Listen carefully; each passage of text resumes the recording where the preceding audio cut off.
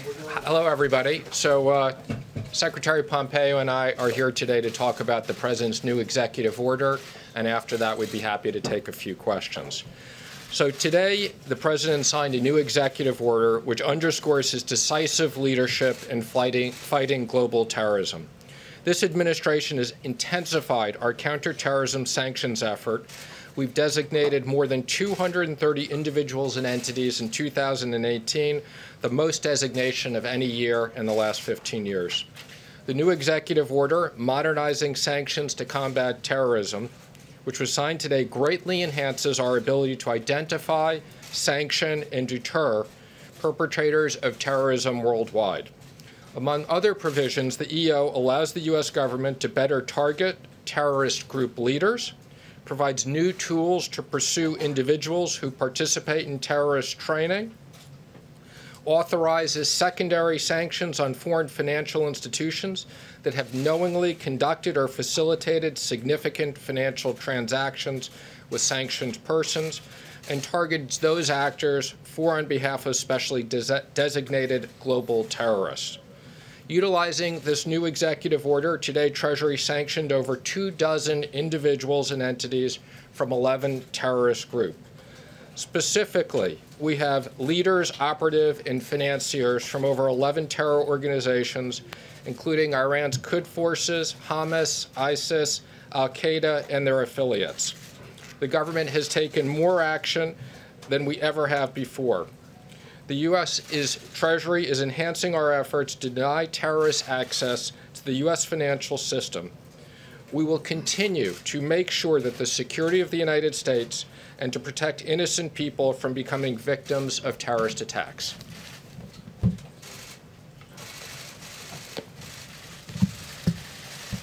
Thank you, Stephen. Today's executive order marks the most significant update to counterterrorism sanctions authorities since September of 2001. It significantly expands authorities to target terrorists and those who finance their activities. Specifically, today's action amends Executive Order 13224 by adding clauses that allow the Departments of State and Treasury to first directly target leaders of terrorist groups and their associated entities without having to tie terrorist leaders to specific acts. Second, it more effectively and efficiently targets individuals and entities who participate in terrorist training, and provides new authorities to impose sanctions on foreign financial institutions that knowingly do business with terrorists. The Trump administration has already used existing sanctions authorities more aggressively than any administration before us, and now we're immediately putting these new authorities to good use, as Secretary Mnuchin said. Today, the Department of State announces the designation of 12 terrorist leaders. They include Isis Wali of Iraq and former Emir of Improvised Explosive Devices, 4 senior members of Hezbollah's Jihad Council, and leaders from Hamas, Palestinian Islamic Jihad, ISIS Philippines, ISIS West Africa, and TTP in Pakistan. Further, we're announcing the designation of Hurus al-Din, an al-Qaeda-affiliated jihadist group in Syria, as a specially designated global terrorist entity. As these actions show, today's executive order by President Trump adds further muscle to U.S. counterterrorism efforts. It will help us to ensure that the deadly attacks of September 11th that occurred 18 years ago this week are never repeated on American soil. Never. At this time, Secretary Mnuchin and I are happy to take a couple questions on this topic. Yes, sir. Did John Bolton get fired, or did he quit, and did he leave the White House because he disagreed with you in particular over talks with the Taliban? So last night, the President asked for Ambassador Bolton's resignation. As I understand it, it was received this morning. Was it because of a disagreement? Go ahead. Yes, ma'am, in the back. Go ahead, Terry. Was it because of this disagreement? I'll leave to the President to talk about the reasons he made the decision. But I would say this. The President's entitled to the staff that he wants at any moment. This is a staff person who works directly for the President of the United States, and he should have people that he trusts and values and whose efforts and judgments benefit him in delivering American foreign policy. It's what, as Cabinet member, Secretary Mnuchin and I try and do each and every day, and when the President makes a decision like this, he's well within his rights to do so. Secretary Pompeo, can you describe your working relationship with John Bolton as it was today? Sure. And also, Sure. does his departure make it easier for you to do your job and for the administration to accomplish the president's foreign policy agenda?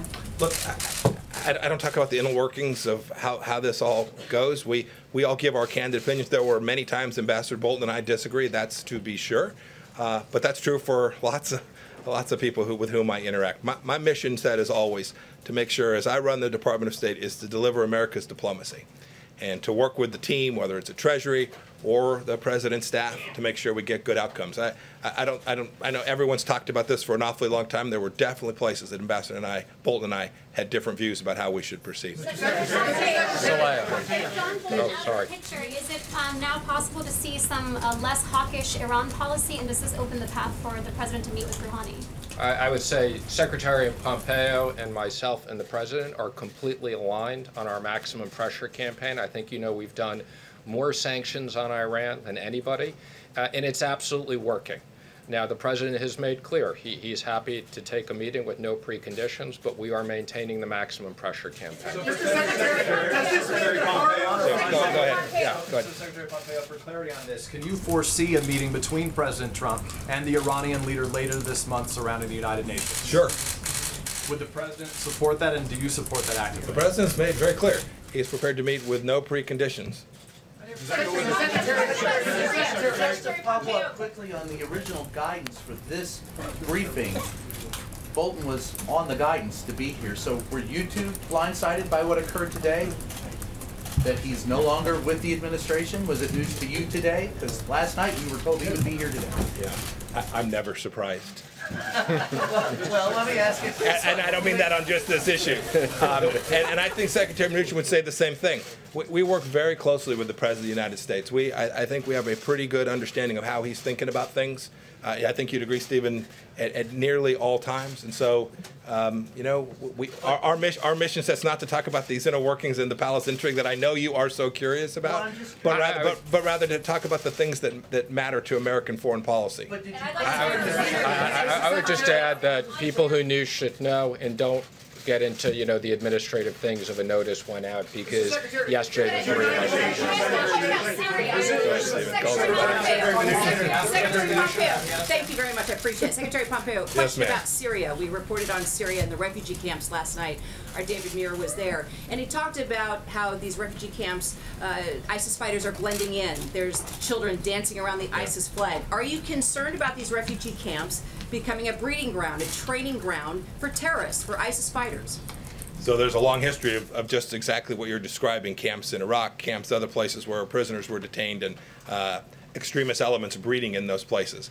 But we've been working diligently on this. We have conducted enormous operations against ISIS even after the fall of the caliphate, as recently as the last handful of days. We are very focused on this. The success that we had moving down the Euphrates River Valley that our Department of Defense led with the SDF forces was truly remarkable. We will not take our eye off the ball, ensuring that whether it's ISIS or other radical Islamic extremist groups continue to be under pressure from the United States of America. And that would, just to close it out, and that would include in these camps that you're referring to. Yes, go ahead.